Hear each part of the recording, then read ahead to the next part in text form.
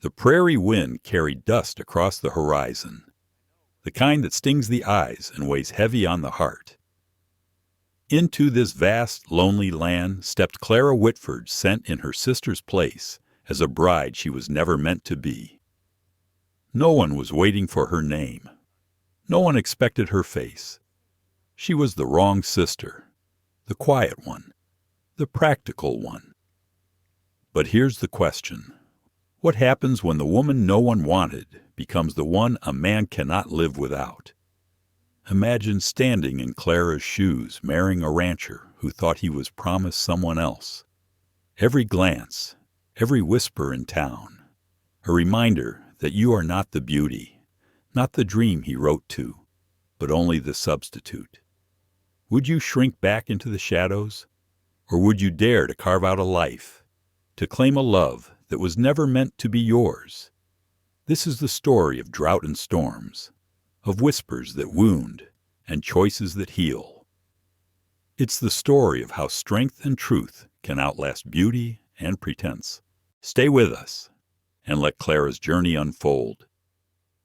And before we begin, please like, share, and subscribe so you never miss the stories that touch the heart.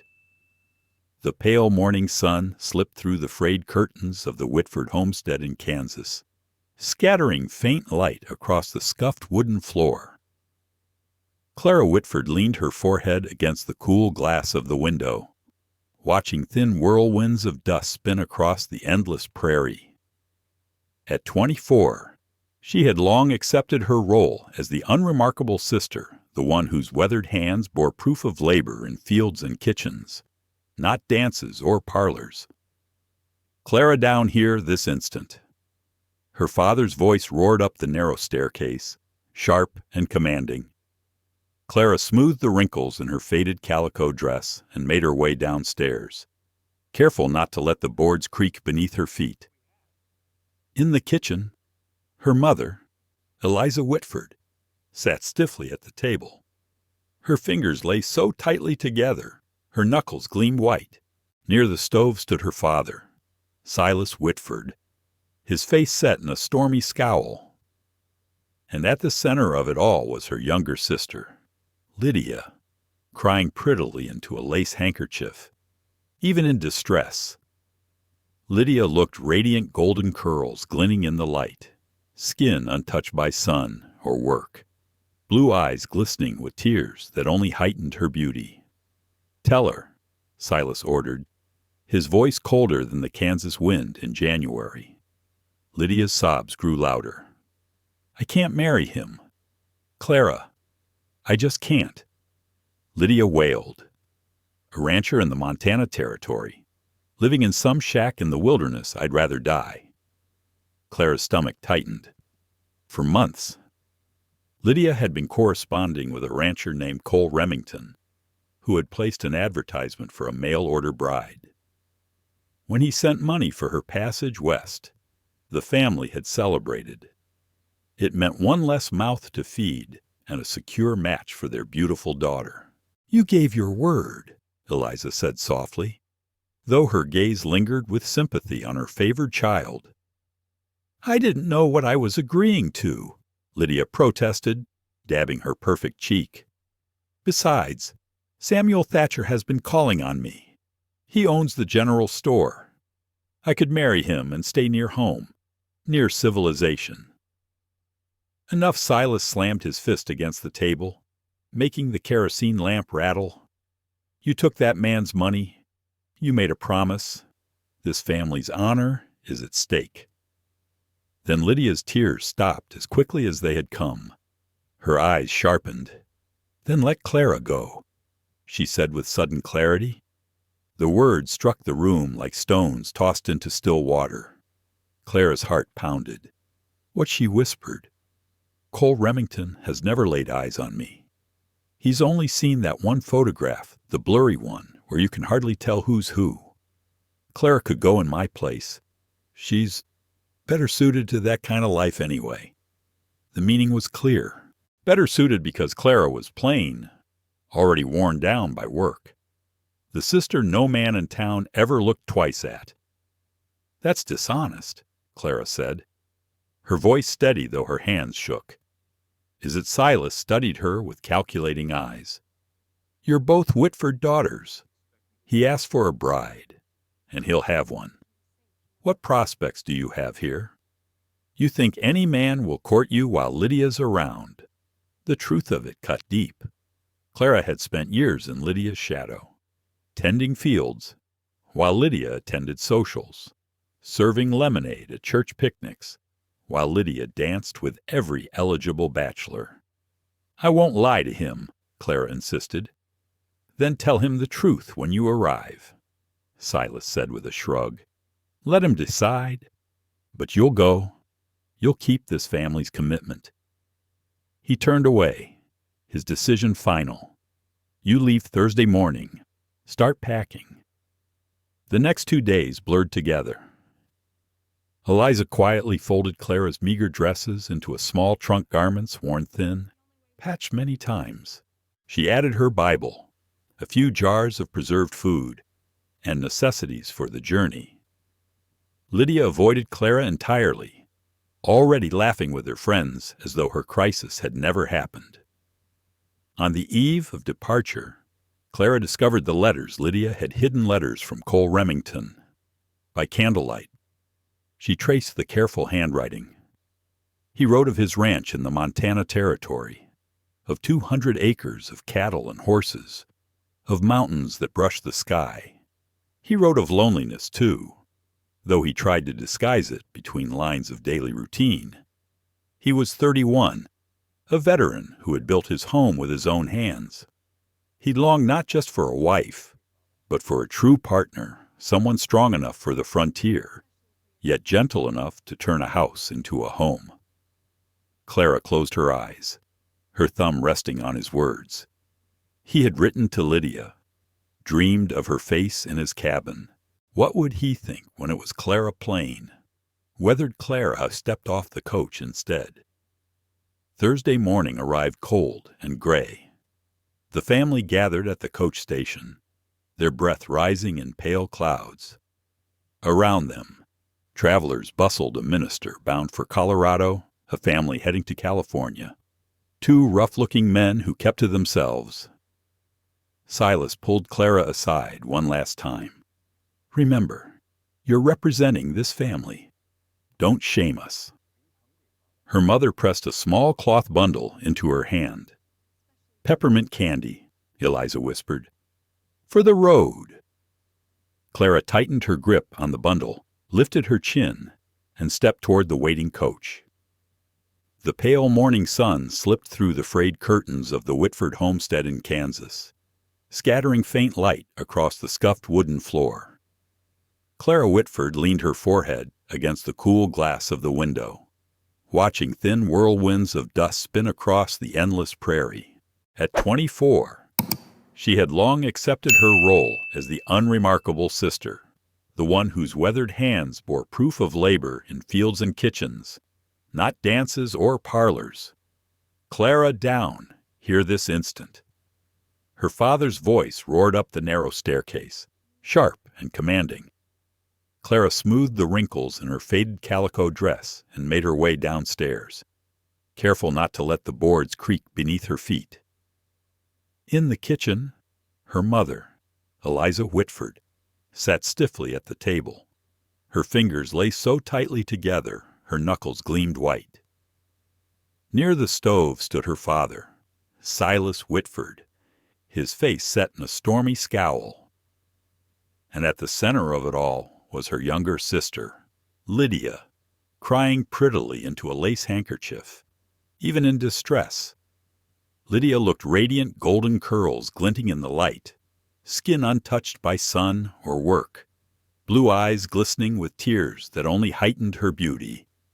"Tell her," Silas ordered, his voice colder than the Kansas wind in January. Lydia's sobs grew louder. "I can't marry him. Clara, I just can't." Lydia wailed. "A rancher in the Montana Territory. Living in some shack in the wilderness, I'd rather die." Clara's stomach tightened. For months. Lydia had been corresponding with a rancher named Cole Remington, who had placed an advertisement for a mail-order bride. When he sent money for her passage west, the family had celebrated. It meant one less mouth to feed and a secure match for their beautiful daughter. "You gave your word," Eliza said softly, though her gaze lingered with sympathy on her favored child. "I didn't know what I was agreeing to," Lydia protested, dabbing her perfect cheek. "Besides, Samuel Thatcher has been calling on me. He owns the general store. I could marry him and stay near home, near civilization." Enough. Silas slammed his fist against the table, making the kerosene lamp rattle. "You took that man's money. You made a promise. This family's honor is at stake." Then Lydia's tears stopped as quickly as they had come. Her eyes sharpened. "Then let Clara go," she said with sudden clarity. The words struck the room like stones tossed into still water. Clara's heart pounded. What she whispered, "Cole Remington has never laid eyes on me. He's only seen that one photograph, the blurry one, where you can hardly tell who's who. Clara could go in my place. She's better suited to that kind of life anyway." The meaning was clear. Better suited because Clara was plain, already worn down by work, the sister no man in town ever looked twice at. "That's dishonest," Clara said, her voice steady though her hands shook. "Is it Silas studied her with calculating eyes? You're both Whitford daughters. He asked for a bride, and he'll have one. What prospects do you have here? You think any man will court you while Lydia's around." The truth of it cut deep. Clara had spent years in Lydia's shadow, tending fields while Lydia attended socials, serving lemonade at church picnics while Lydia danced with every eligible bachelor. "I won't lie to him," Clara insisted. "Then tell him the truth when you arrive," Silas said with a shrug. "Let him decide. But you'll go. You'll keep this family's commitment." He turned away, his decision final. "You leave Thursday morning. Start packing." The next 2 days blurred together. Eliza quietly folded Clara's meager dresses into a small trunk garments worn thin, patched many times. She added her Bible, a few jars of preserved food, and necessities for the journey. Lydia avoided Clara entirely, already laughing with her friends as though her crisis had never happened. On the eve of departure, Clara discovered the letters Lydia had hidden letters from Cole Remington. By candlelight, she traced the careful handwriting. He wrote of his ranch in the Montana Territory, of 200 acres of cattle and horses, of mountains that brushed the sky. He wrote of loneliness, too, though he tried to disguise it between lines of daily routine. He was 31, a veteran who had built his home with his own hands. He longed not just for a wife, but for a true partner, someone strong enough for the frontier, yet gentle enough to turn a house into a home. Clara closed her eyes, her thumb resting on his words. He had written to Lydia, dreamed of her face in his cabin. What would he think when it was Clara plain? Weathered Clara, who stepped off the coach instead. Thursday morning arrived cold and gray. The family gathered at the coach station, their breath rising in pale clouds. Around them, travelers bustled, a minister bound for Colorado, a family heading to California, 2 rough-looking men who kept to themselves. Silas pulled Clara aside one last time. "Remember, you're representing this family. Don't shame us." Her mother pressed a small cloth bundle into her hand. "Peppermint candy," Eliza whispered. "For the road." Clara tightened her grip on the bundle, lifted her chin, and stepped toward the waiting coach. Cole studied her for a long moment, his gray eyes unreadable. Before him stood a plain woman, her hands roughened from years of work, her skin tanned by the prairie sun. She was nothing like the golden-haired beauty in the photograph. You traveled 5 days alone, he asked finally. Yes. Clara met his gaze without flinching. Through country still half wild, where outlaws and trouble can rise quick as a storm. The coach was guarded, she answered quietly. And you came to marry a man you never met, a man who wasn't even writing to you. Clara lifted her chin, her voice steady. I came to honor my family's promise, and to be honest with you so you could choose for yourself. Something flickered across his face. Not kindness exactly, but a softening around his eyes. He bent to lift her trunk as though it weighed nothing. My wagon's this way. There won't be another stage for 3 days. You'll ride out with me tonight. We'll sort things out tomorrow. Clara followed him to a sturdy wagon drawn by 2 powerful draft horses. He helped her onto the bench with a courtesy that was firm yet impersonal, his hands strong but careful. As he rounded the wagon to climb into the driver's seat, she caught sight of men lingering on the platform. Their gazes followed her, curious or perhaps admiring. Heat rose in her cheeks and she pulled her shawl tighter, unaccustomed to such attention. Cole released the brake and spoke a low word to the horses. The team pulled forward, hooves striking sparks from the packed dirt. They rolled through the streets of Helena as twilight spread purple shadows across the town. Clara stole glimpses as they passed saloons spilling golden light and raucous laughter into the street. A hotel balcony where painted women leaned against the railing. General stores closing their doors for the night. She turned her eyes forward again, acutely aware of the silent man beside her. Soon the buildings faded behind them. The road narrowed, rutted and uneven, leading them into the deepening dark. Stars blinked awake one by one until the heavens shimmered with more light than Clara had ever seen back in Kansas. The only sounds were the squeak of wagon wheels and the steady rhythm of hooves. How old are you? Cole asked abruptly. 24. He gave a low sound, not quite surprise. Old for an unmarried woman. Clara's cheeks warmed. Yes. Why aren't you married? The bluntness stung, yet she found herself grateful for it. At least he wasted no time in pretense. I am not the sort men court. Not when they could turn their eyes toward my sister. And yet you came, he said evenly, to marry a stranger. I came to speak the truth. What happens after that is yours to decide. Cole made a sound that could have been agreement or dismissal. He turned his attention back to the road. They rode in silence until, far ahead, a faint glow appeared in the darkness. That's the ranch, he said at last. As they drew closer, Clara could make out the outlines of buildings, a broad 2-story house, a great barn, smaller outbuildings scattered beyond.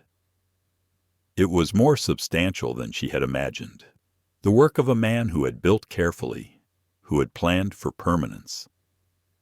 The house stood plain but solid, a porch running its length and glass windows that must have cost dearly to bring all this way. Cole halted the wagon near the steps and came around to help her down. His hands lingered a moment at her waist, steadying her before he stepped back. I'll bring in your trunk. The house isn't much, but it's clean. I hired a woman from town to prepare things. Expecting Lydia, Clara thought, though the words were left unspoken. He had prepared for a golden-haired bride who would brighten his home like a decoration. Instead, he had Clara, who could sew and milk cows and mend a fence, but who had never drawn a second glance at a dance. Cole lit a lantern and led her inside. The front room was sparse but orderly. A stone hearth, a small sofa that looked barely used, a rocking chair near the window. It was the home of a man who lived for work, not comfort.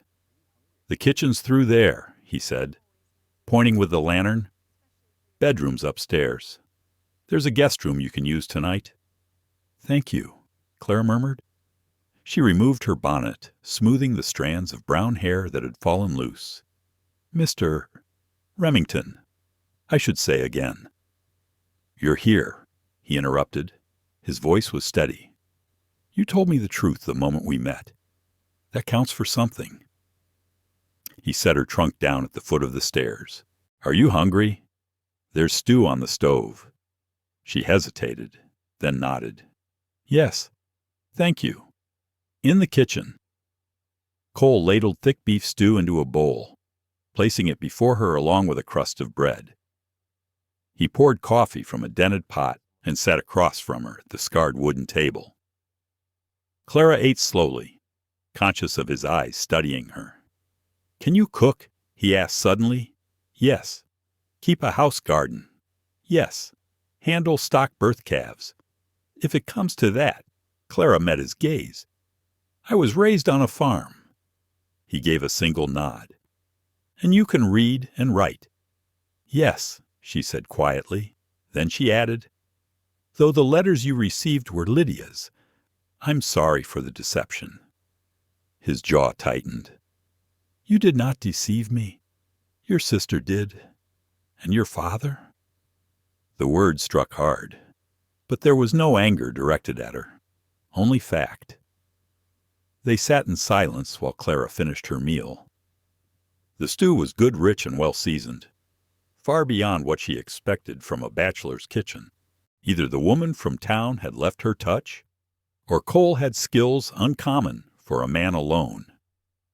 When at last she pushed the empty bowl aside, he rose. "I'll show you the guest room. We'll speak more tomorrow." Lantern light flickered across the plain wooden walls as he led her upstairs. The house creaked under their steps, steady and strong like the man himself. Clara's heart thudded as she realized tomorrow her true life in Montana would begin. Cole carried Clara's trunk up the stairs, the lantern glow flickering against plain wooden walls. He pushed open the door to a small but tidy room. A narrow bed stood against one wall, a washstand beside it with a pitcher of cool water. "There's water here," he said. "Privy's out back. I'm up before sunrise." "Mr. Remington?" Clara asked softly as he turned to leave, his face half-shadowed in the doorway. "What will you decide about me?" He paused. "I placed an ad for a wife, a partner to stand beside me in this life. Your sister wrote promises in those letters and then turned her back. You arrived here knowing I might send you away, but you still came, and you told me the truth right away." He lingered a moment, eyes unreadable. "I'll judge based on who you are, not who you aren't." Then he closed the door, leaving her alone with the faint crackle of the lantern. Clara sat down on the bed, her body suddenly heavy with exhaustion. Through the small window above the washstand, she could see the Montana night stretched wide and endless. Stars scattered across black sky like salt across dark cloth. She thought of Lydia, no doubt laughing in the warm light of Samuel Thatcher's parlor, safe and adored.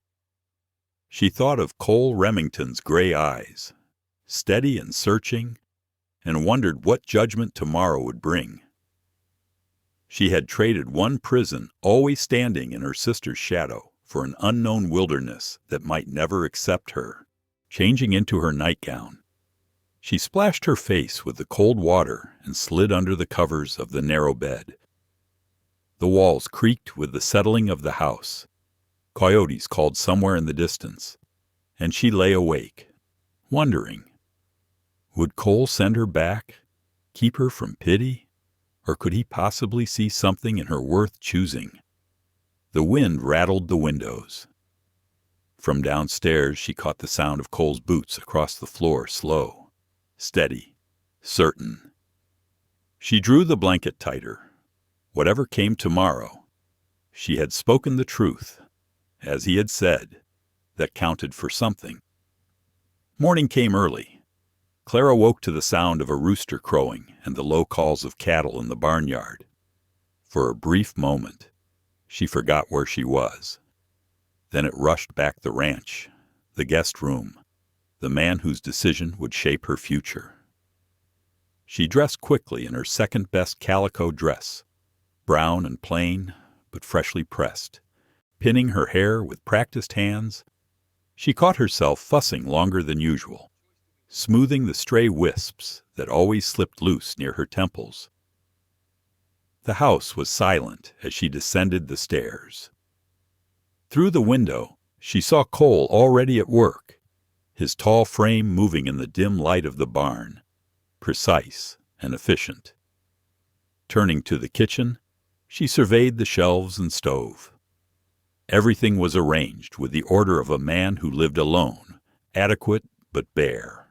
No woman's touch in sight. Without thinking, she tied on an apron and began to prepare breakfast. Soon the scent of frying bacon filled the air. Biscuits browned in the oven, and a pot of coffee steamed on the stove. She was sliding eggs from the pan onto a plate when the door opened. Cole stepped inside, stamping the dust from his boots. His gaze swept over the kitchen, then settled on her at the stove. He stopped short, as though caught off guard. "You didn't need to. I'm used to being useful," Clara replied simply, not turning from the skillet. "Sit. It's nearly ready." He hung his black hat on a peg and lowered himself into a chair. She set the plate before him, fluffy biscuits, crisp bacon, eggs cooked golden at the edges, and poured strong coffee into his cup. He tasted a bite and nodded slowly. "This is good." "It's just breakfast," she said, sliding into the chair across from him. He shook his head faintly. "It's been a long time since someone cooked for me like this. The only meals I've had lately were from Mrs. Agnes Hale in town, and she charges by the hour." They ate without hurry. The silence between them was no longer the strained quiet of the night before, but something gentler, almost companionable. Clara studied him when he wasn't looking, the line of his dark hair across his forehead, the careful way he held his fork, the scar along his left hand. He was a man shaped by hard work and hard years. Yet there was dignity in every movement. When the plates were cleared, Cole leaned back, his expression turning serious. "Miss Whitford, I need to speak plain." Clara's stomach nodded, but she met his gaze with steady eyes. "I'd prefer that. I didn't send for a wife as an ornament or to host socials. Out here there's no society to speak of. What I need is a partner, someone who can handle the work, the isolation, the seasons that don't forgive weakness. Winter here can cut us off for weeks. Summer can scorch the land till everything's dust. I understand. Do you?" His eyes searched hers. "The nearest neighbor is Hattie Rose Caldwell, 8 miles east. Town is a full day's ride. There are no fancy goods, no dances every week, no family coming by for Sunday dinners." Clara drew a breath. "I have spent my life working. I know what it is to feel alone, even in a crowd, because no one sees past the prettier sister. I can tend a house, plant a garden, mend fences, or help with stock if you need it. I am not afraid of hard seasons." He studied her for a long moment, gray eyes weighing every word. Then he stood and gestured for her to follow. Outside, the crisp morning air bit at her cheeks. The ranch unfolded before them, the barn still warm with animals, corrals with horses shifting restlessly, chickens scratching in the yard. Beyond it all rose the mountains, their peaks already dusted with snow, though autumn had barely begun. 200 acres, Cole said quietly. Raised it from nothing after the war. Every fence post, every board in those barns, set with my own hands. Clara looked across the expanse of land, rough and beautiful, and felt a swell of both awe and fear. This was not a place for weakness. It was a place for endurance, for steady hands and strong hearts. And somehow, against all odds, she felt that she belonged here, if only he would let her. Cole flexed his scarred fingers as he looked across the land, the morning light sharpening the rugged lines of his face. "It isn't the biggest spread around," he said, voice low, "but it's mine. Every acre, every fence post, ours. If he stopped short, if you decide to keep me," Clara finished for him. He met her gaze. "If we decide we fit each other, I won't lie. Miss Whitford, I'm not an easy man. The war left its marks. Some days I wake up and can't shake the dark. I work hard from dawn till the moon is high, and I'm not much for talking." Clara's lips curved in something between a smile and a grimace. "I'm not easy either. I speak my mind when I shouldn't. I'm plain as a fence post. I can't play piano or embroider fine linens. I'll never be the sort of ornament Lydia would have been. I don't need an ornament," he said roughly. "I need someone real." Before she could answer, a rider appeared on the horizon. Cole's hand shifted instinctively toward his hip, though no gun hung there now. Clara caught the gesture. It spoke of a man who once lived with danger always at hand. The rider slowed as he neared, dust rising behind him. He was young, no more than 20, with sandy hair and a grin too easy to be entirely harmless. He tipped his hat toward Clara. "Morning, Cole. And this must be the new Mrs. Remington, Miss Whitford," Cole corrected, his tone flat. The young man's grin widened. "Pleased to meet you, ma'am. Jonah Parker. I help Cole out when the work's heavy." His eyes lingered on her face a moment too long. "Welcome to Montana. He's a lucky man." Heat spread up Clara's neck. It had been years since a man had looked at her like that openly, appreciatively. "Thank you, Mr. Parker." "Just Jonah," he said quickly. "Everybody calls me that." Turning to Cole, he added, "That north pasture fence is down again. Thompson's cattle push straight through." Cole's jaw tightened. "Third time this month." "Want me to round 'em up?" Jonah asked. "We'll both go. Thompson and I need to have words about keeping his stock where it belongs." Cole glanced at Clara. "I'll be back around noon. I'll be here," she said, simple and steady. She stood on the porch as they rode out. Jonah kept glancing back at her, smiling each time. Cole sat tall and firm in the saddle, his back straight, as if man and horse moved with one mind. When they disappeared into the hills, Clara turned toward the house. If Cole decided to send her back, at least she could leave his home in better shape than she found it. She opened windows wide to let out the musty bachelor air. The parlor, though clean, needed dusting and rearranging to catch the morning sun. Upstairs, she found Cole's room a bed made with soldier's precision, a worn Bible on the nightstand. At the foot of the bed stood a trunk. Lifting the lid, she found a folded Union uniform, carefully kept despite the years, and beneath it, letters tied neatly with string. She didn't read them. They weren't hers. But she saw the envelopes were addressed to Sergeant Cole Remington, the last dated 1865. By the time the sound of hooves reached her ears again, Clara had dough rising in a bowl, beans soaking for supper, and the parlor rug beaten clean. She was outside in the garden, inspecting Cole's pitiful attempt at vegetables, when a woman's voice called out, "Hello there. You must be the bride." Clara straightened, brushing dirt from her hands. A rickety wagon had pulled into the yard, driven by a woman of about 50. She wore men's trousers under her skirt, boots long past their best, and her face was lined like old leather. But her smile was warm, and her eyes sharp. "I'm Hattie Rose Caldwell, your closest neighbor. Thought I'd see if Cole finally got himself married." "Clara Whitford," she replied, with a small laugh. "And not married yet. It's complicated." Hattie let out a knowing chuckle. "Honey, everything about Cole Remington is complicated." She stepped down from the wagon, her boots hitting the dirt with a thud. "Come on, let's share some coffee. You can tell me all about it.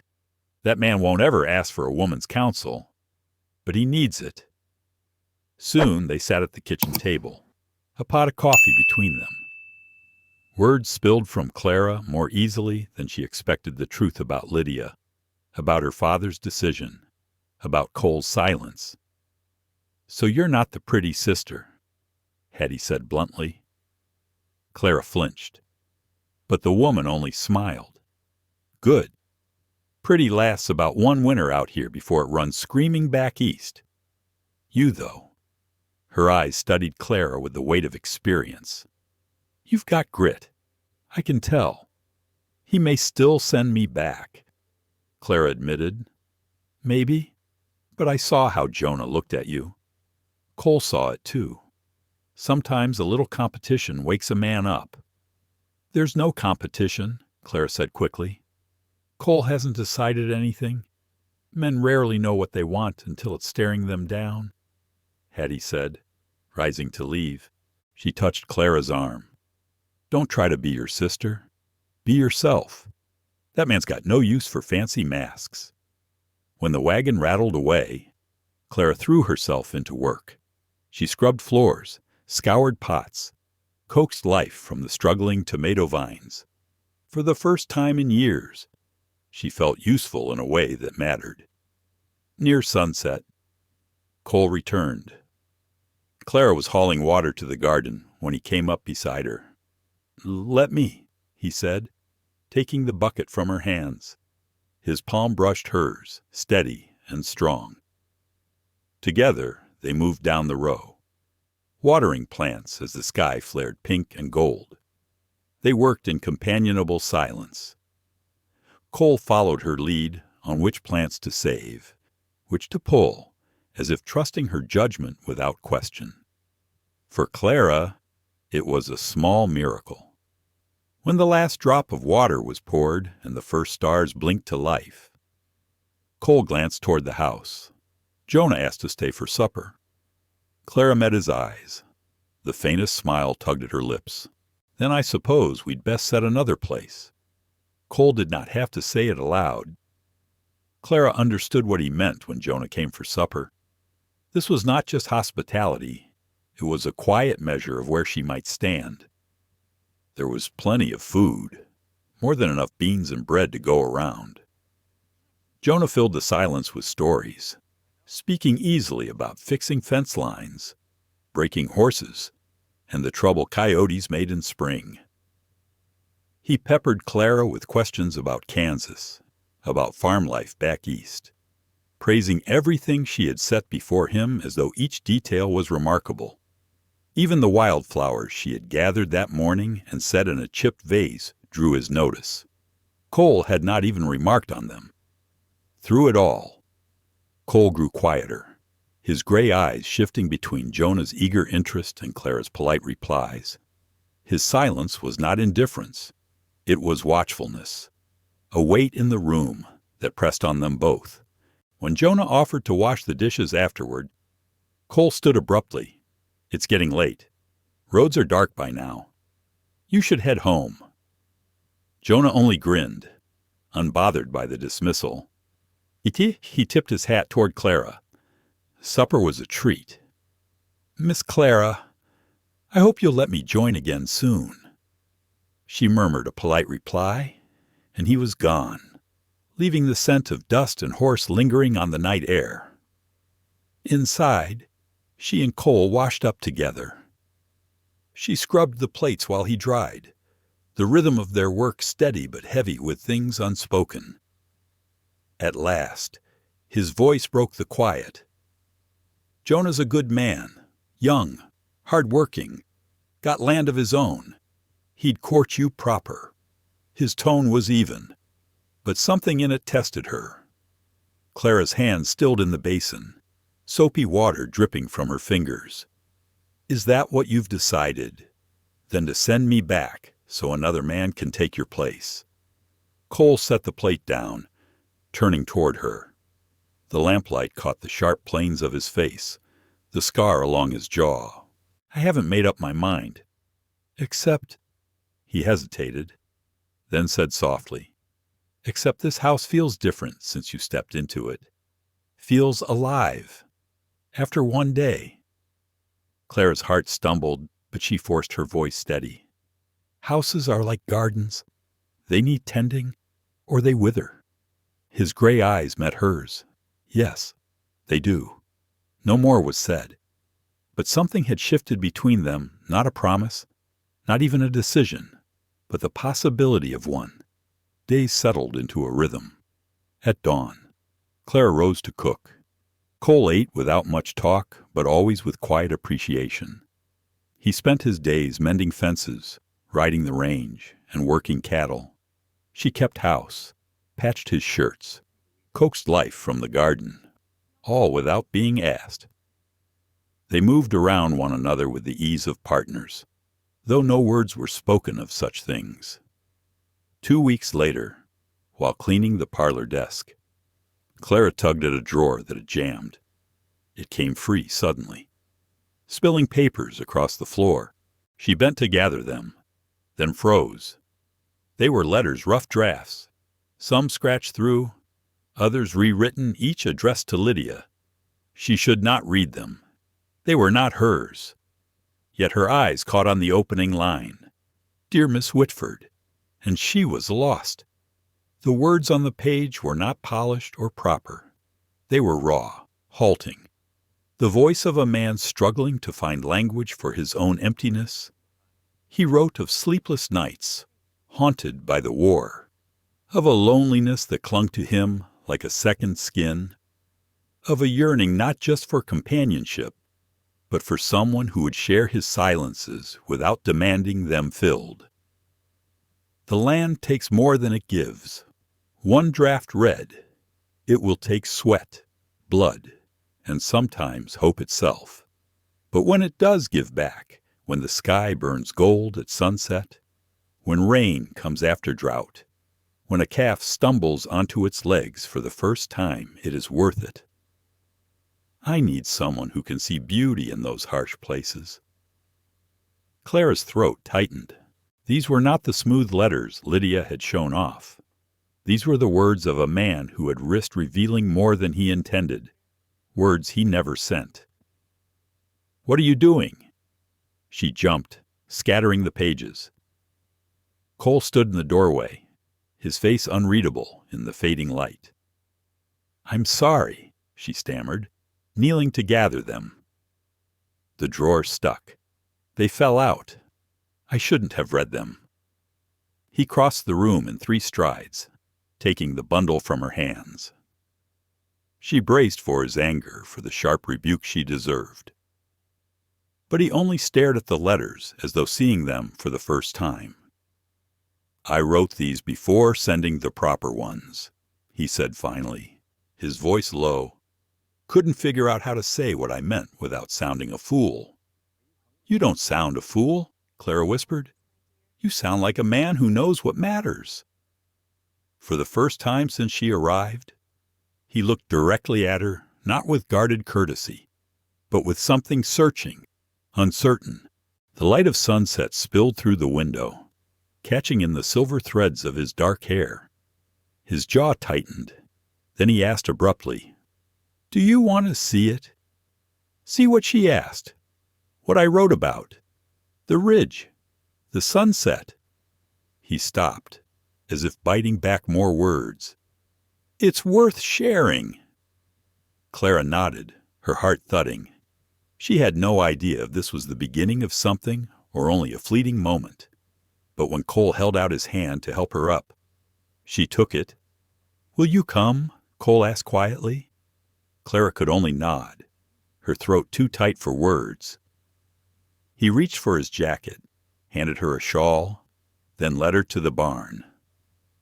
His movements were quick, practiced saddling a mare for her, tightening the cinch on his own horse.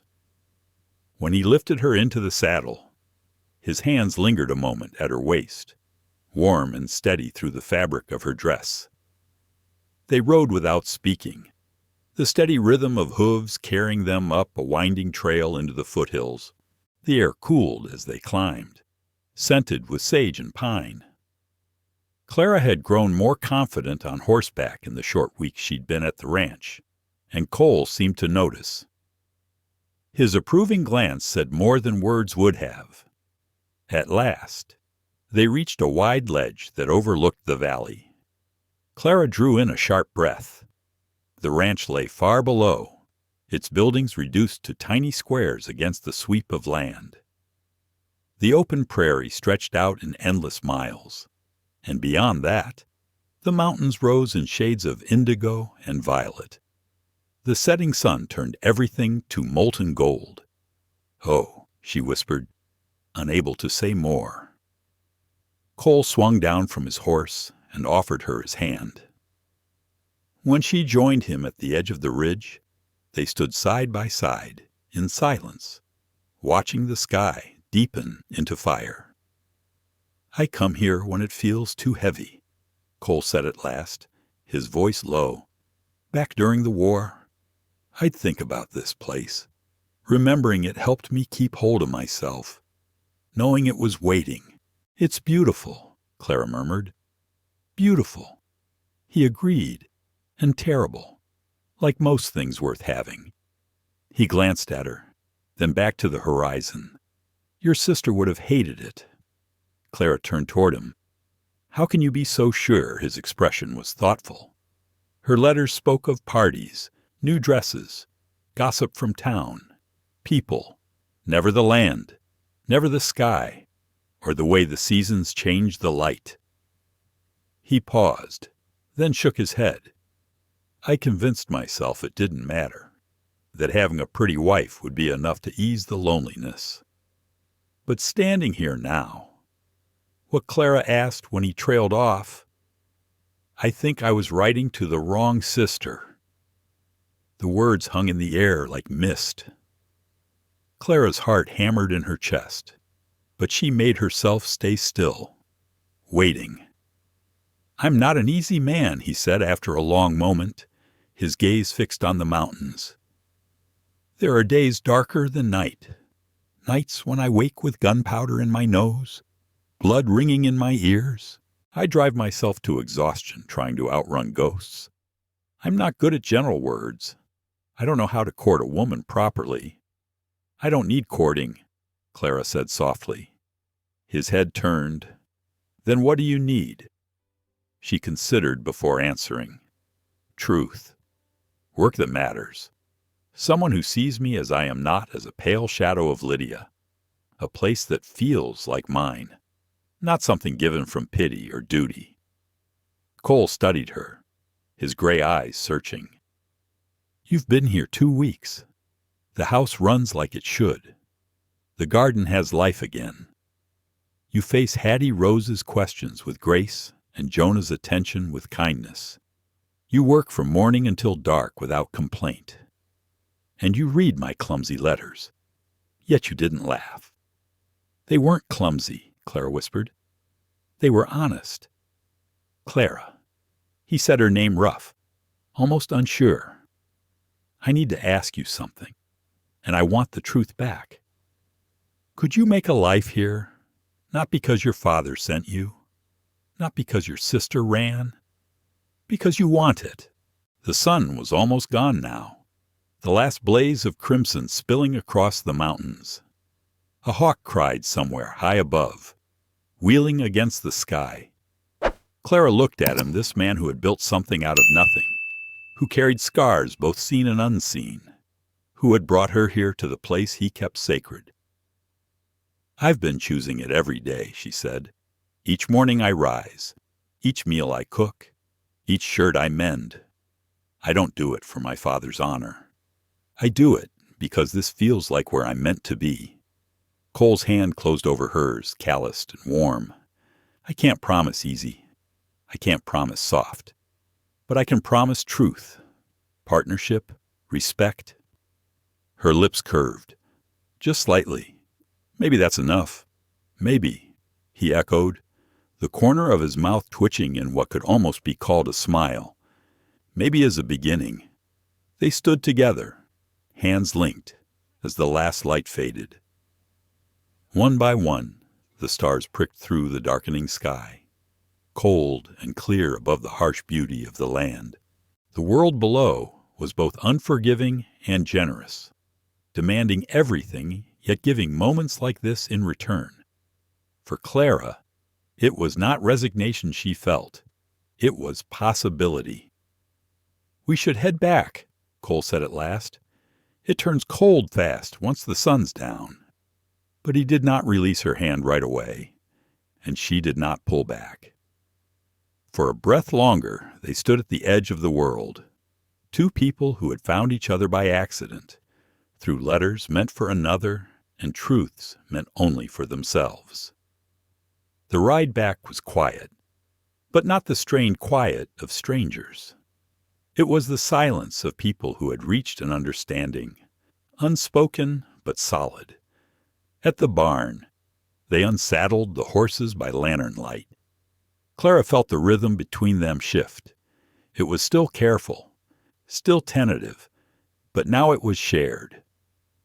They moved in step rather than around one another. As they walked toward the house, Cole spoke again. "Tomorrow I'll ride to Helena, talk to the preacher about what comes next. If you're certain." Clara looked at him in the dim glow spilling from the windows, her answer steady. "I'm certain." He nodded, and for the first time she saw it a smile, faint but real, ghosting across his lips. "Then I'll go." Clara followed him inside, her heart steady, her step sure. For the first time in her life, she felt she was not simply following a path laid out by others. She was walking one she had chosen for herself. That night, Clara lay awake in the narrow guest bed, listening to the silence of the ranch house, and knowing these would be some of her last nights in that small room. Before long, she would move down the hall into Cole's room, into the bed made with soldierly corners, where the Bible rested alone on the nightstand. It would not be just a change of rooms. It would be the start of something larger, the work of being not only a rancher's wife, but his wife. She would have to learn his silences, steady herself against his storms, and build something real out of the pieces left from misdirected letters. It would not be the romantic dream her sister Lydia once described in whispers. No candlelit dances, no lace gowns in crowded parlors. Instead, it would be rough-hewn and honest. It would be theirs. And perhaps, Clara thought, that meant more than all the pretty promises Lydia had ever chased. 3 days after Cole had ridden into Helena to speak with the preacher, the storm arrived.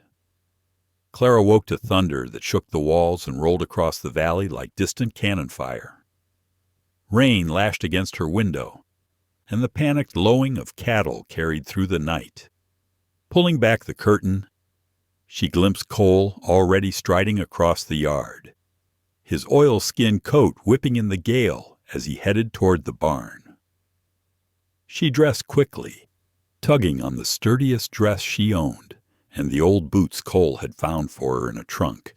By the time she reached the kitchen, the storm was raging in full, the windows rattling against the fury outside. Through the curtain of rain, she spotted 2 figures struggling near the barn, Cole and Jonah, who must have ridden over at first light. Clara snatched her shawl and plunged outside. The wind nearly shoved her to the ground, and the rain cut through her clothes in an instant. She staggered toward the barn where Cole fought to calm a mare rearing in panic. "Get back inside," he shouted over the roar of the storm. "What's happened?" Clara cried, straining to hear. Fences down in the east pasture. The herd scattered. One of the calves. His words were swallowed by thunder. But Clara saw Jonah pointing toward the creek. Her stomach dropped. The creek was normally little more than a ribbon of water winding through the grassland. In a storm like this, it would be a deadly torrent. "I'll help," she shouted. "It's too dangerous," Cole barked, rain streaming down his face. "I grew up with storms," she answered, her voice sharp with determination. "Tell me what to do." For a heartbeat she thought he would order her back, but then lightning lit his face, and she saw him make a decision. "Stay with Jonah," he commanded. "Help him turn the herd back to safety. I'll get the calf." Before she could protest, he was already gone, swallowed by the gray sheets of rain. Jonah appeared at her side, water dripping from the brim of his hat. "This way, Miss Clara. We have to turn them before they hit the bluff." What followed was less like ranch work and more like war. The rain turned the pasture to a sea of mud, slick and treacherous. The cattle, usually docile, were wild with fear. Clara and Jonah fought to turn them, driving their horses through the chaos, waving their arms, shouting above the thunder, anything to steer the animals away from danger. Clara's muscles ached, her lungs burned. Her skirts clung heavy around her legs, yet she pressed on, every thought tied to Cole out there alone, somewhere near the swollen creek. "There," Jonah shouted, pointing. The last of the cattle were turning toward safety. "We've got them." "Where's Cole?" Clara demanded. "Already wheeling her horse." "The creek," Jonah muttered grimly. "He went after that calf. Foolhardy. But that's him. Won't lose a single head if he can help it." They rode hard toward the creek, the storm beginning to shift east. Rain still pounded the earth, but thunder rolled farther off, and gaps of pale sky opened above. As they crested a rise, Clara's heart nearly stopped. Down below, Cole was waist deep in the roaring water, his body braced against the current. A calf bawled in terror, trapped against a fallen tree. Cole fought to free it, but each time he pulled, the water threatened to drag him under. Clara screamed, her voice breaking. The wind tore the word away. She slid from her horse before Jonah could stop her, scrambling down the muddy bank. The ground gave way beneath her boots, but she caught herself on roots and plunged into the water. The cold was shocking, biting into her bones, the current stronger than anything she had imagined. But Cole was there, fighting alone, and she could not stand on the shore and do nothing. He saw her coming, fury and fear warring in his eyes. "Get back," he shouted hoarsely. Instead, she clung to a thick root, anchoring herself, and shouted back, "Together! We'll do it together."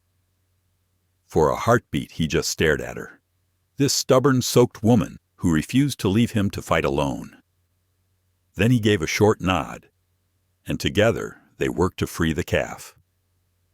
It happened in a blur. The log shifted, the calf scrambled free, and the current caught Cole off balance. Clara cried as the water closed over him. She lunged, her fingers catching his shirt. With every ounce of strength she had, she hauled. Jonah slid down the bank, adding his weight, and together they dragged Cole to the shallows. He came up choking, mud and water streaking his face, pale with exhaustion. "Damn fool thing to do," he gasped. Clara clung to him, shaking, not sure if he meant his own actions or hers. "Yes," she whispered fiercely. It was. The calf had scrambled to safety on its own. Cole leaned heavily on both of them as they staggered back toward the house. Jonah supporting one side, Clara the other. Behind them, the storm weakened, leaving fences broken, the yard a ruin, and Clara's garden half washed away. But Cole was alive, and that was all that mattered. The yard was still strewn with broken branches and washed-out earth, but the three of them had survived the storm. That alone felt like a blessing. Inside the ranch house, Clara moved briskly, stoking the fire until it glowed steady, setting a kettle of water on the stove, and laying out towels across the table. Her hands shook as she worked, the image of Cole sinking beneath the floodwater replaying in her mind again and again. Cole sat wrapped in a wool blanket, his wet clothes discarded in a heap near the hearth. Jonah was wringing water from his hat before heading back outside to check the cattle pens. Clara poured coffee into a tin cup and set it before Cole. "You could have been swept away," he said softly, his steady gray eyes fixed on her face. "That current could have taken you?" "And it could have taken you," Clara answered, her voice sharp but trembling. She set the coffee in front of him, meeting his gaze without flinching. "Did you think I'd stand on the bank and watch while you fought alone?" A muscle worked in his jaw. Most women would have. Clara's mouth lifted in a small, defiant smile. "I'm not most women." Something unspoken warmed his eyes, softening their storm-gray color. "No," he agreed quietly. "You're not." Jonah cleared his throat, breaking the silence. "I'd best check the stock, make sure the herd's settled." Storm spooked them good. He placed his hat back on his head, still dripping wet, and gave Clara a quick nod. "That was brave, Miss Clara. Foolhardy, but brave." When Jonah left, the room grew still except for the hiss of rain softening against the windows.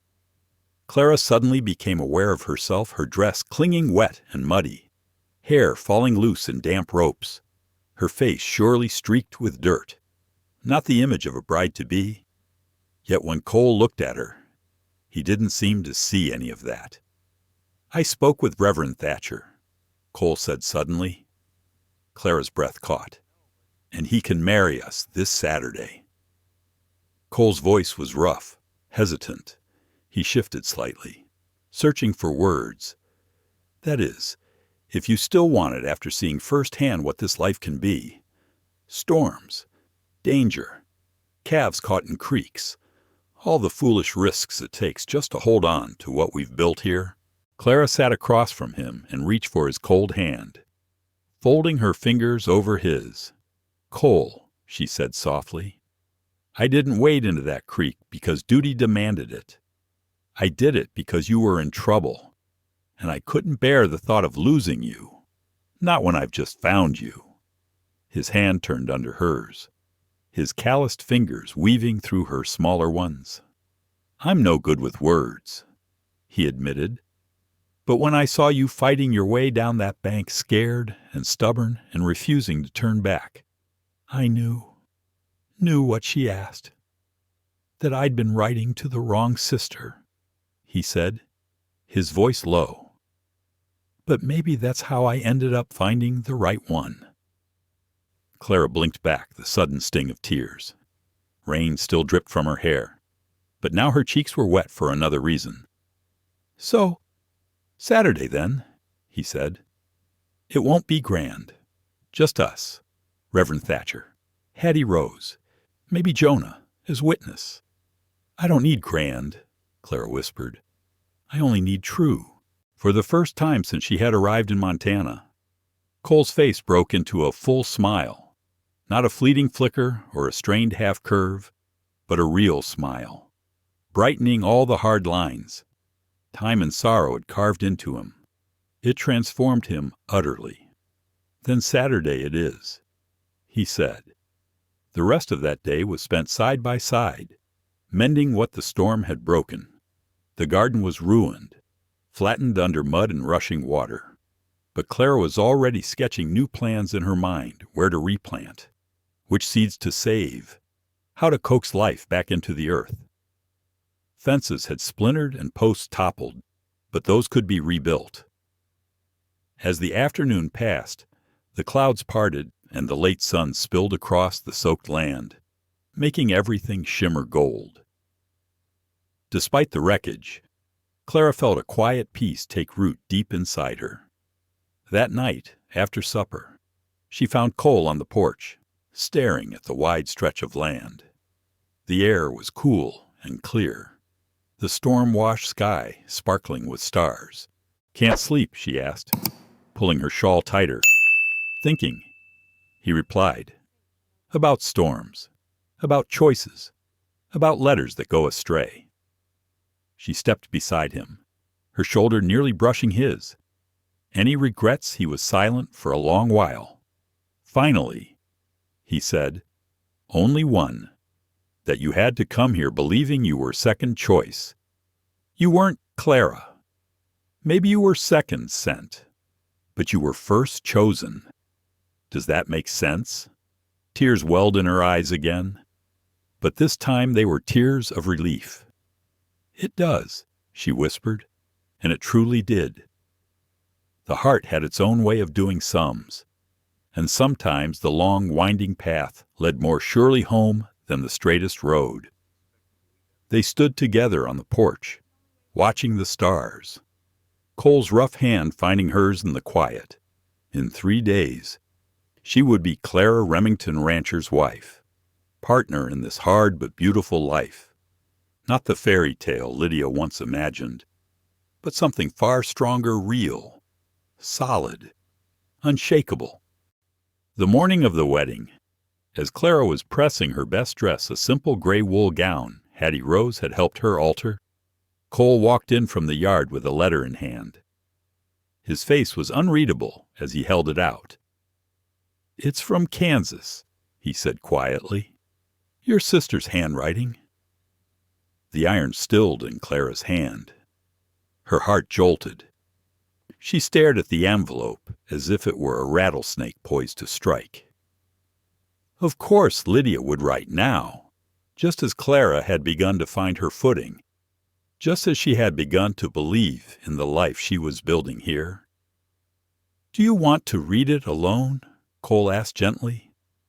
Clara set down the iron carefully. "No. Whatever she has to say, you should hear it too." Her fingers trembled as she broke the seal. Lydia's handwriting sprawled across the page in loops and flourishes, decorative but hollow, like lace that unravels with the first tug. Clara read aloud, "Dearest Clara, I hope this letter finds you well.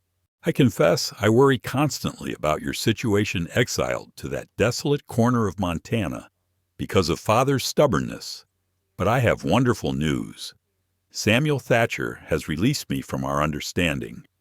He found my sacrifice in sending you away in my place too painful to endure. He says he cannot deny me the life I was meant to have." Cole made a sound deep in his throat, something between disbelief and disgust. Clara's grip tightened on the paper. Her sister's words swirled. Before her eyes, words that dressed selfishness as sacrifice, words that dared to pity Clara when, for the first time in her life, Clara had found something worth keeping. Clara's voice did not falter as she read the letter aloud, though anger rose in her chest with every word. "I have spoken to Father and convinced him the arrangement was a dreadful mistake. Surely by now, Mr. Remington has realized you cannot possibly manage the role of a true rancher's wife. You are always better suited to simpler duties."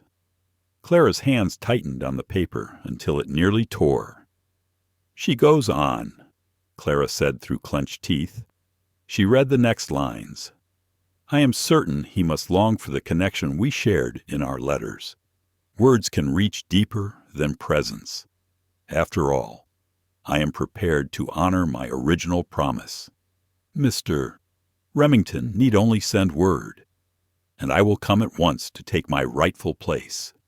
You, dear sister, may return home where you belong. Father agrees.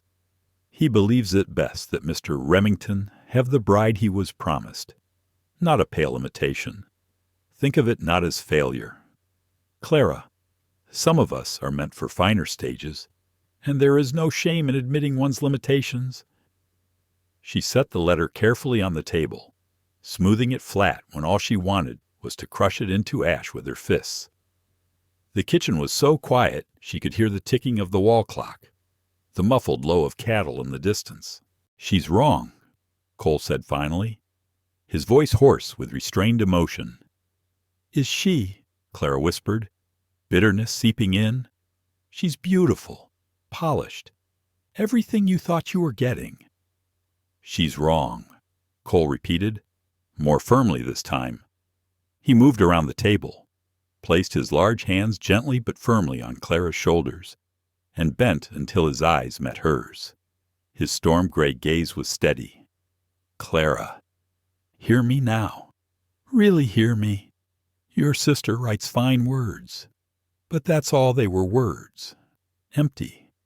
She wrote of parties I'd never attend, people I'd never meet, a world that doesn't belong here. I was lonely enough to believe beauty without substance might fill the void, fool enough to think pretty letters could build a life." Clara swallowed hard. In his eyes she saw herself plain, practical Clara, with hands rough from work and skin browned by sun. "You," Cole said, his voice rough but certain, "came here expecting rejection, and still you put your hands to work. You looked around, saw what needed doing, and did it. You rode into a storm beside me. You risked your life for a calf that wasn't even yours. You made this house into a home I didn't even know was missing something. That's what you've done." "She is still," Clara began. "She is selfish." Cole cut in sharply, his own anger rising. "She broke her promise, sent you like you were worth less, and now wants to claim what she threw aside, because her other plan fell apart. That isn't beauty, Clara. That's vanity wrapped in silk." Tears pricked Clara's eyes. "I've spent my whole life being second to her." "Then stop," Cole said simply. "Not here. Not with me. You are not second in this house. You are not a stand-in or a substitute. You're Clara, and you're the woman I choose today, tomorrow, and every day after." He reached past her, picked up the letter, his jaw tight. "What do you want done with this?" Clara looked at the page, her sister's elegant loops of script still gleaming in the lamplight, words sharp enough to wound even now. Then she looked at Cole, at his serious, certain face, and the choice became clear. "Burn it," she said quietly. "After the wedding, we'll burn it together." Something shifted in Cole's expression. Perhaps pride, perhaps relief. "Good. Now, I believe Hattie Rose will be here soon to help you get ready, and I—" He hesitated, a faint color rising on his neck. "I ought to shave." Despite the ache in her chest, Clara felt a smile tug at her lips. "That might be wise. We wouldn't want Reverend Thatcher to think I'm marrying a mountain man." Cole's hand rose, callous thumb brushing her cheek with such gentleness it made her heart ache. 3 hours, Clara, 3 hours, and it's done. Legal, binding, forever. She can write all the letters she likes after that. When he left, Clara returned to pressing her gray dress, but her sister's words echoed in her mind. Pale substitute, unfit for this life. Some of us destined for grander stages.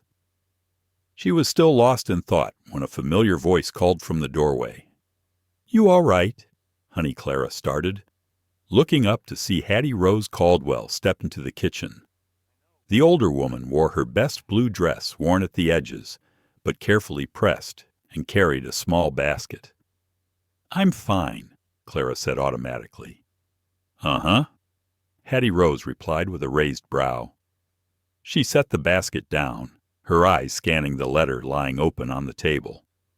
She picked it up and read quickly, her expression darkening with each line. "That little vixen," she muttered. "On your wedding day, no less.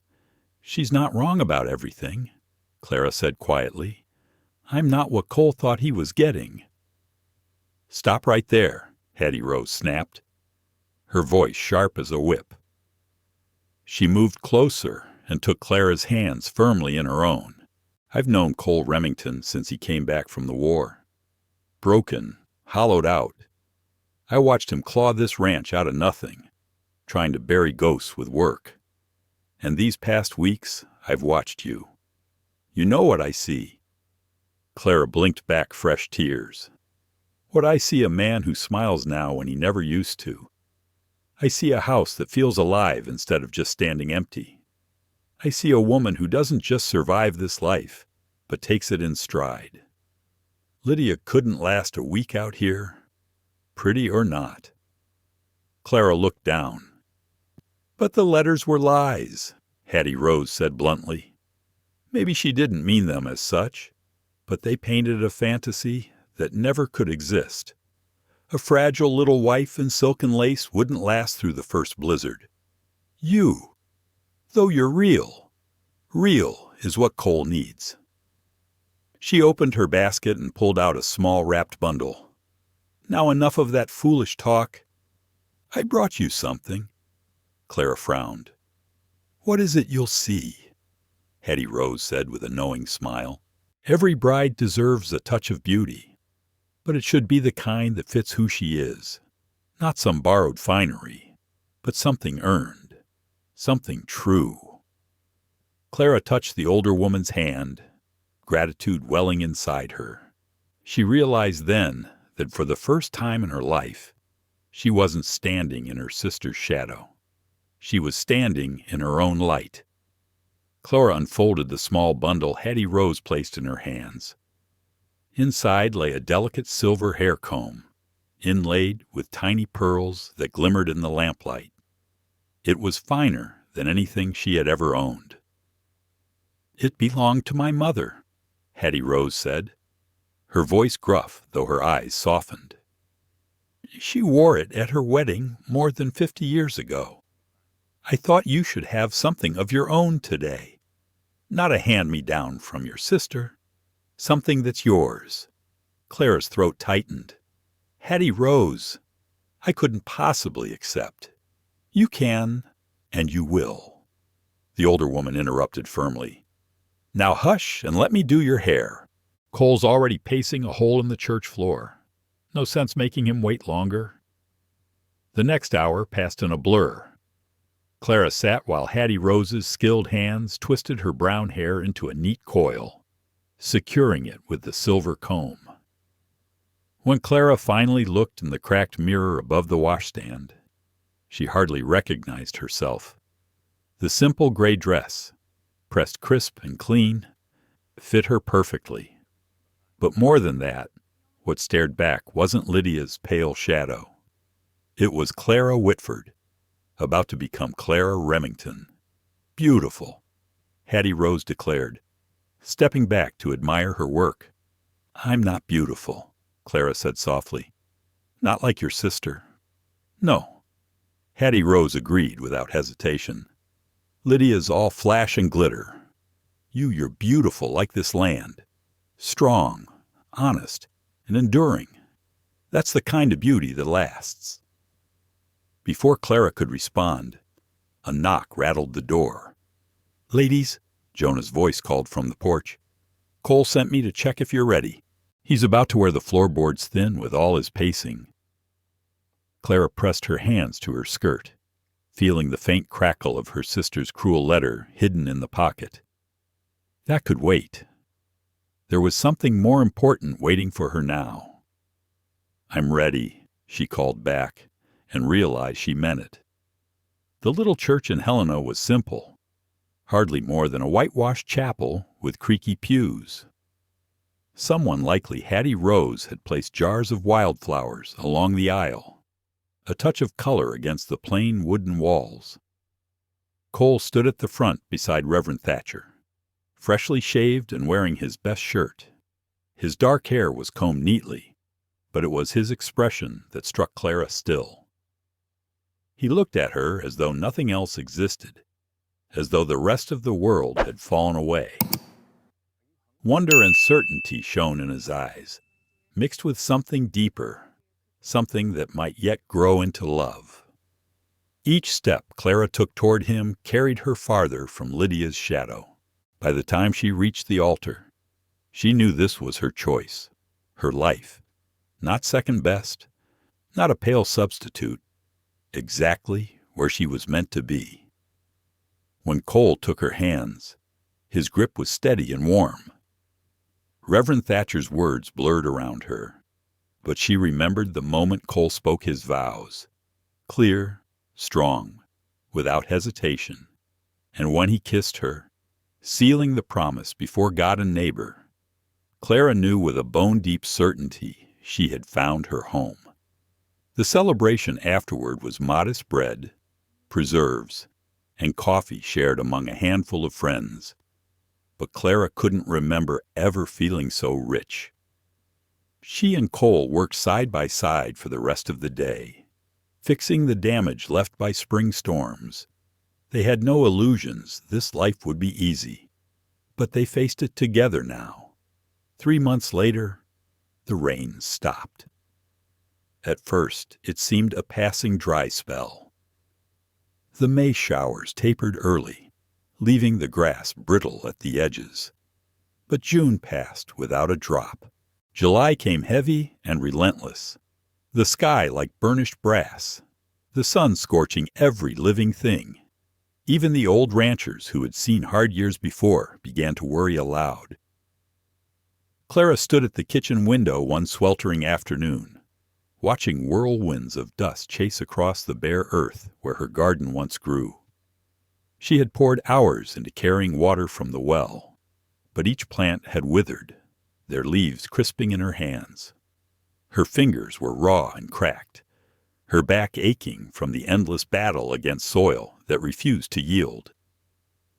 "We'll have to sell cattle," Cole said quietly from behind her. He had learned to move softly these days, as though the heat had pressed the sound out of him. Clara turned to face him. His shoulders sagged beneath invisible weight, his face lined deeper than before. "How many?" she asked.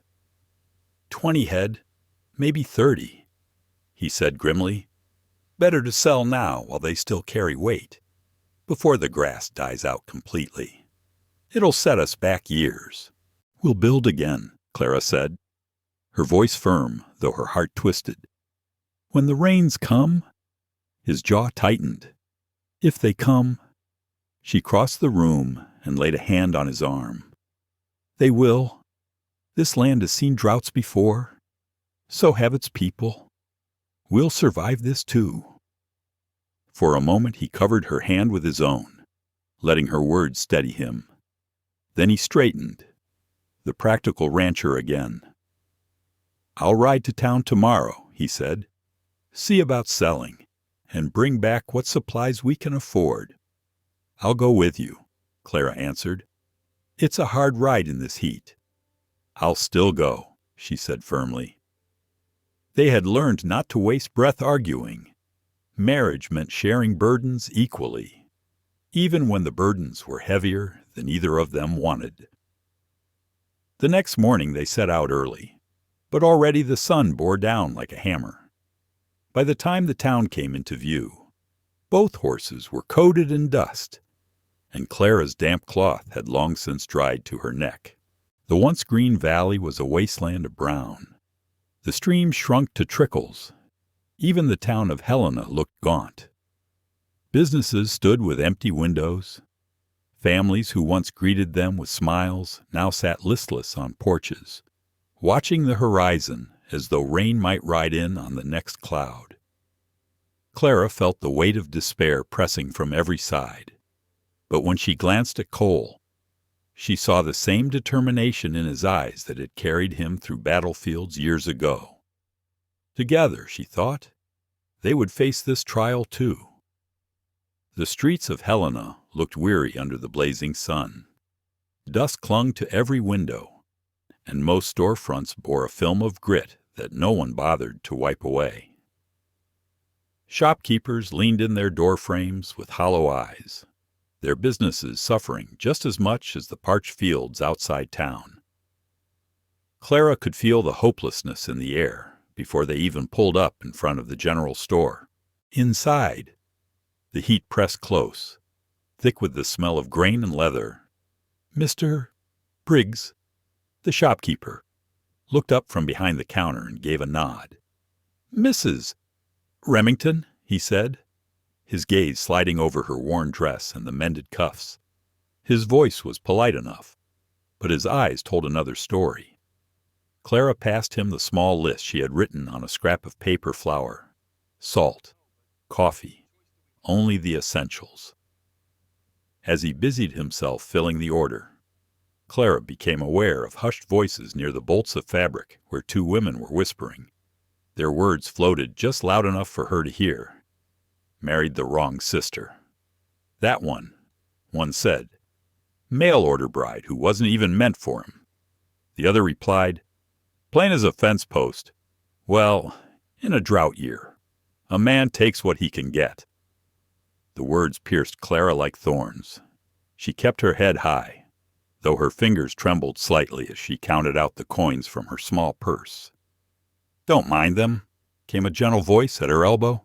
She turned and found herself face to face with Mrs. Thatcher, the Reverend's wife. She had always greeted Clara kindly, but today there was something different in her expression. Pity. I don't, Clara lied, forcing a smile. It must be difficult. Mrs. Thatcher said softly, lowering her voice as though sharing a confidence. Knowing he expected someone else, someone more fitting. Your sister was a beauty, wasn't she? Heat rushed to Clara's face, stinging more than the sun outside. She set her jaw. My husband chose me, Mrs. Thatcher. Me, not Lydia. Of course, dear. I didn't mean anything by it, the woman said quickly. It's just, in times like these, a man needs something lovely to come home to, something to lift his spirits. And you're so very practical. Before Clara could respond, the store door swung open with a bang. Cole stepped inside, his presence filling the room like a storm front. His face was dark, his gray eyes sharp as cold steel. My wife, he said, his voice cutting across the store like a whip, is exactly what I need. Mrs. Thatcher stammered. Mr. Remington. I heard what you were saying. Cole strode to Clara's side, his presence steady and protective. He placed a hand on the counter, his voice low, but carrying enough weight to silence the whispers. My wife works harder than any 3 people in this town combined. She's kept our ranch running while others have quit.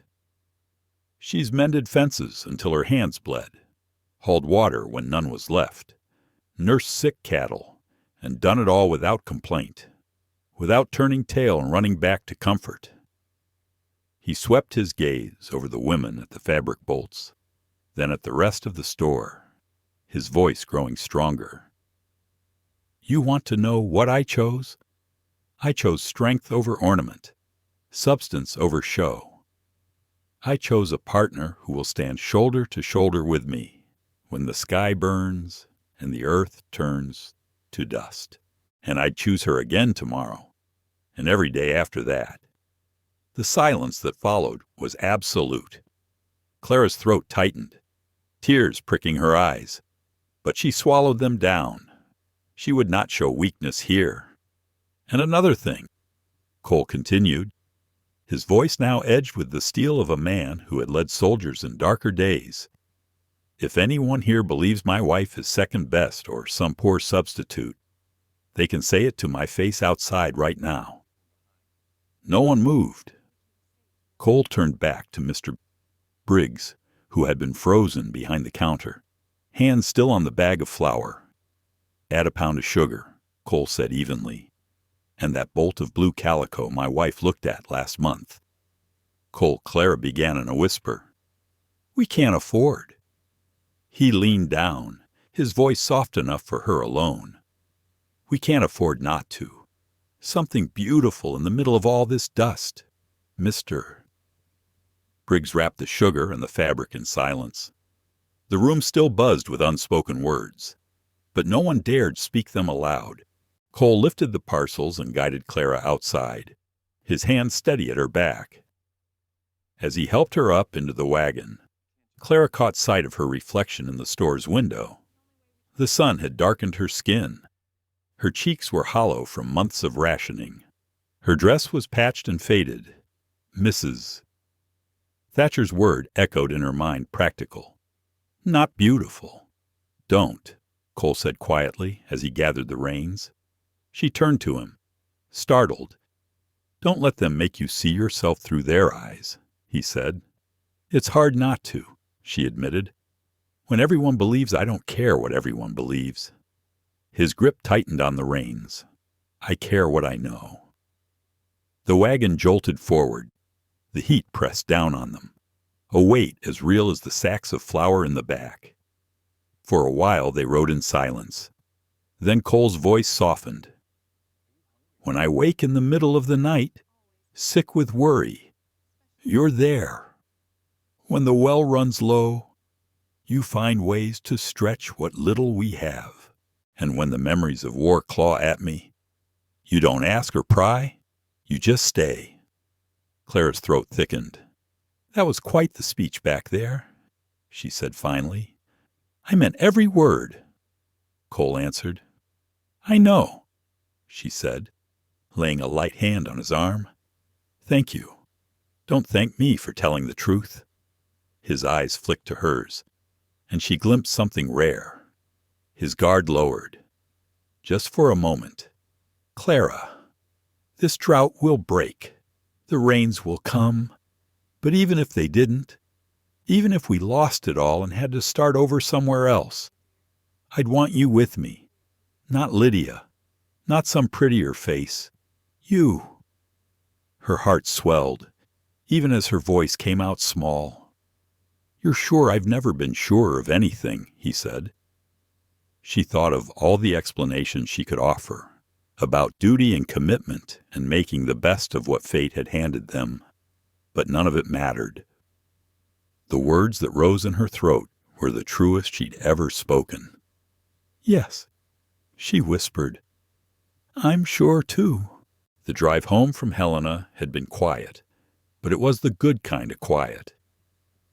Cole and Clara rode side by side, the bolt of blue calico wrapped carefully to keep the dust from ruining it.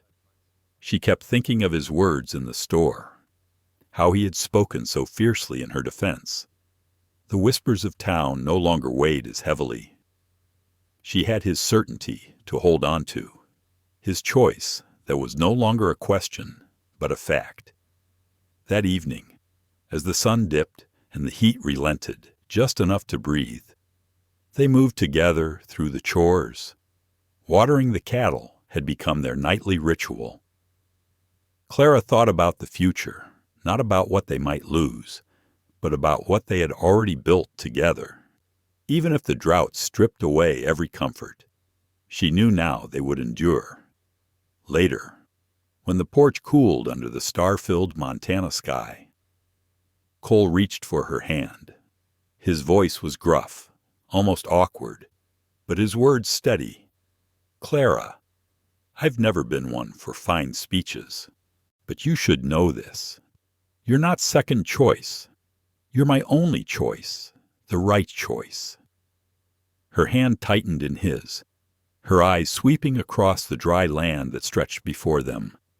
The grass would come back one day. The rains would fall again, and they would still be here, side by side.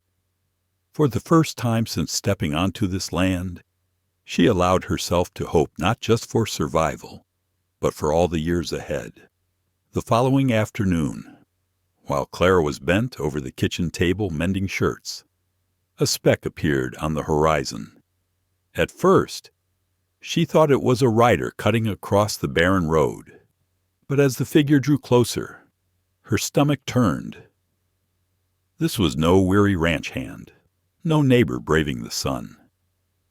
It was a glossy carriage, gleaming even under the dust, pulled by two matched bays that did not belong to these parts. "Cole," she called, her voice strained. He came from the barn, wiping his hands with a rag. He saw her face, then followed her gaze. His eyes narrowed. The carriage rolled to a halt in front of the porch. The driver, dressed too well for a ranch road, hopped down and opened the door. Out stepped Lydia Whitford, golden hair shining, silk skirts immaculate, parasol raised to shield her porcelain skin from the Montana sun. Clara's chest tightened. She remembered every gesture, every calculating glance hidden behind her sister's sweet smile.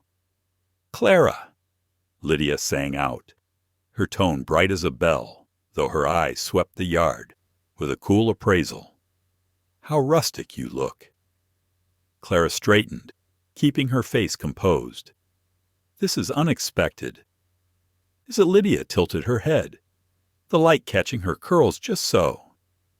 "Surely you received my letter, though perhaps the post is slow this far out." There had been no letter, and all of them knew it.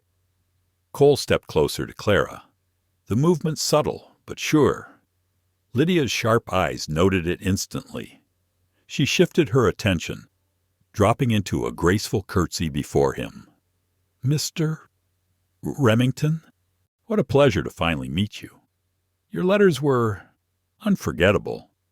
I feel as though we are already old friends." Cole's expression didn't flicker. "Mrs.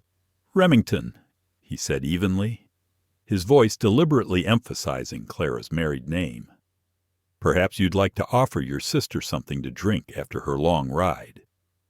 Clara's instinct was to refuse outright, to send her away before she could poison their air with her words. But hospitality had been drilled into her too deeply to ignore. She forced her voice steady. "Of course. Come in."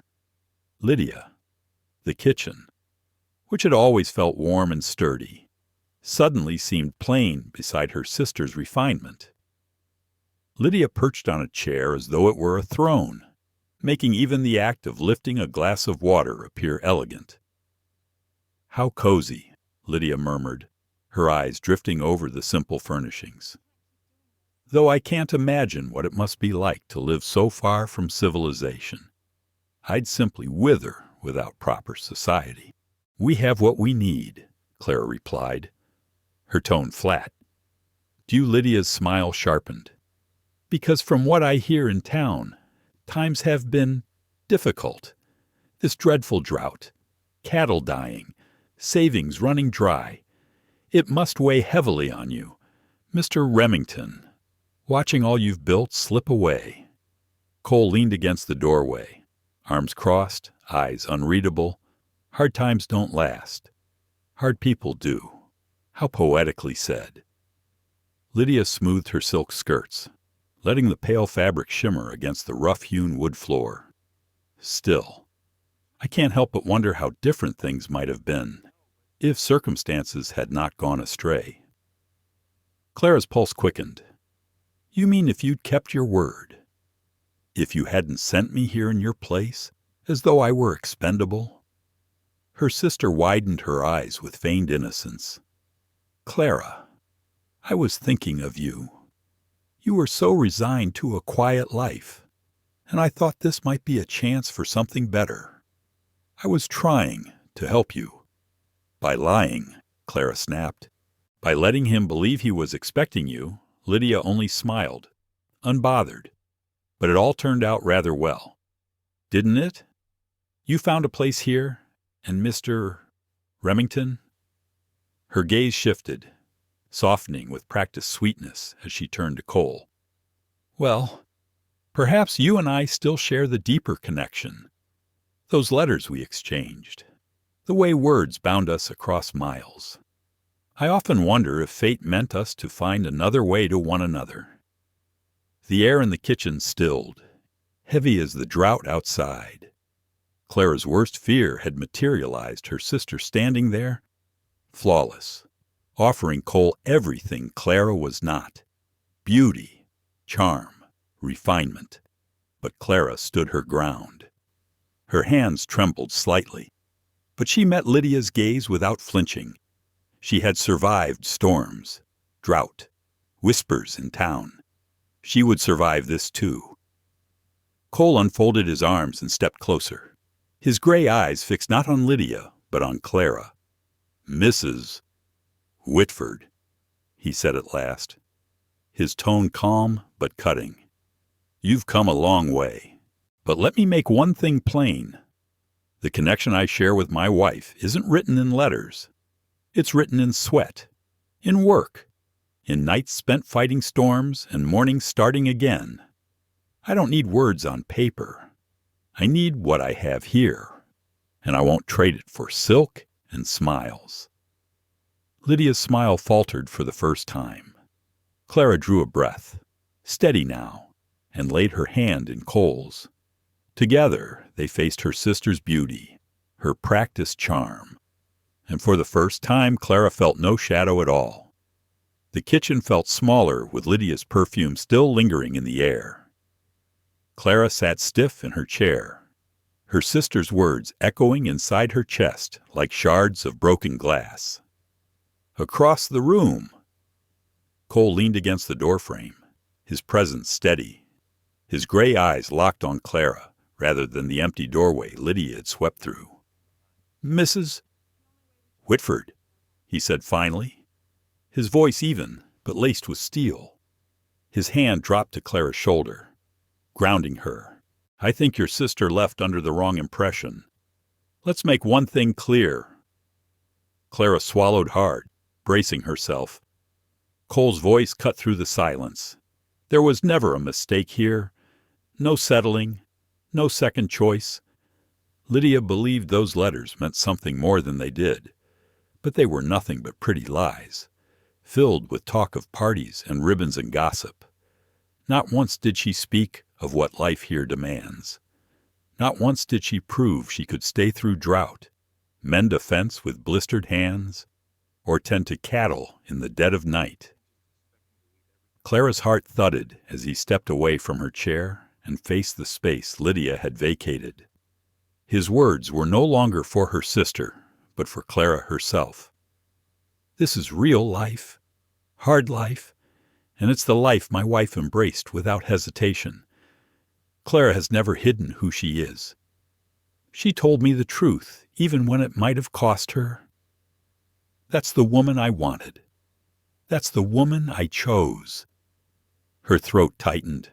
She had held herself back for so long, bracing for the day he might look at her and wonder what it would have been like with Lydia instead. But now, hearing him speak with such conviction, she felt those fears wither like the grass under the relentless sun. Cole turned then, his eyes softening as they met hers. "You want to know what I see when I look at you. Clara, I see strength carved from fire.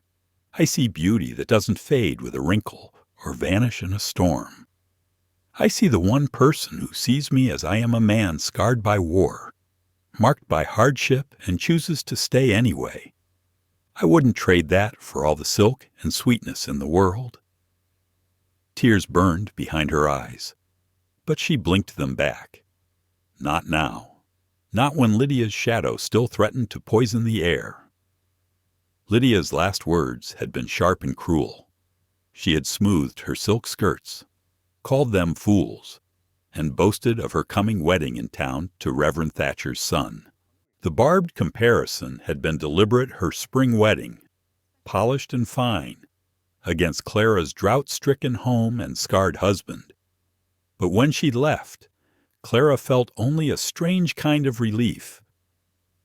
Silence filled the room again, broken only by the distant low of thirsty cattle. Clara finally found her voice.